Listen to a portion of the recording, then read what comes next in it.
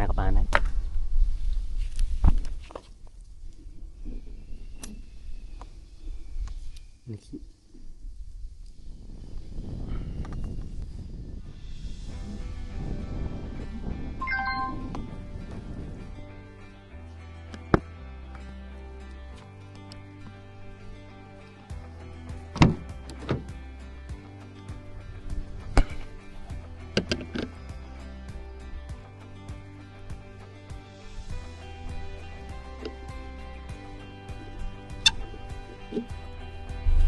โอเคចឹងបន្តមកទៀតគឺខ្ញុំនឹ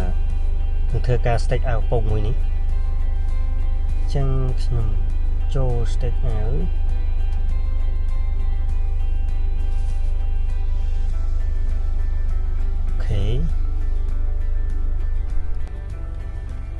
អូខេឡើយវាចិត្តត្រូវហើយចឹងវាឲ្យយើងងាកទៅនេះតិច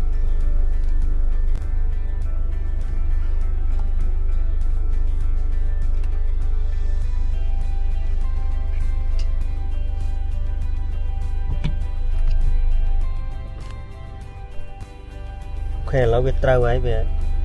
ខុសប្រហែលជា 4 ហ៊ុនទេចឹងបន្ទាប់មកខ្ញុំនឹងធ្វើការដូរ hole របស់វាខ្ញុំធ្វើការ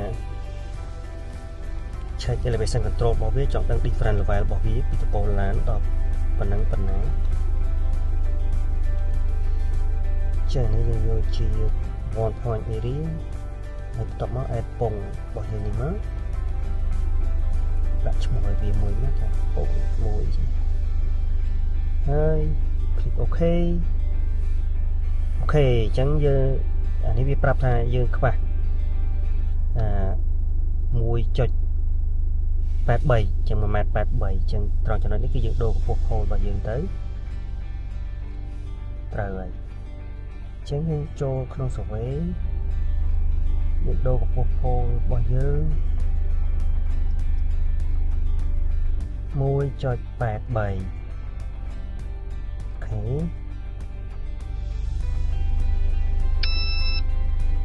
ចឹងវាត្រូវ elevation ហើយបន្ទាប់ពីត្រូវ elevation ហើយយើងធ្វើការចូលទៅក្នុងនេះ auto point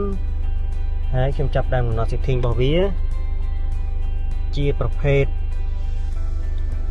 record according to distance ចឹងខ្ញុំដាក់វា 10 ម៉ែត្រមួយ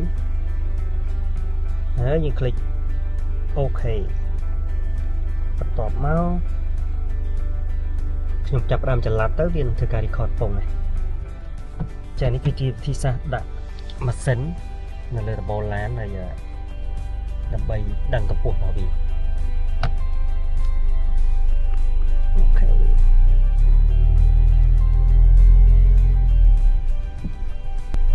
អញ្ចឹង 10 ម៉ែត្រមួយគឺវា record ពងមួយហើយ yes good spur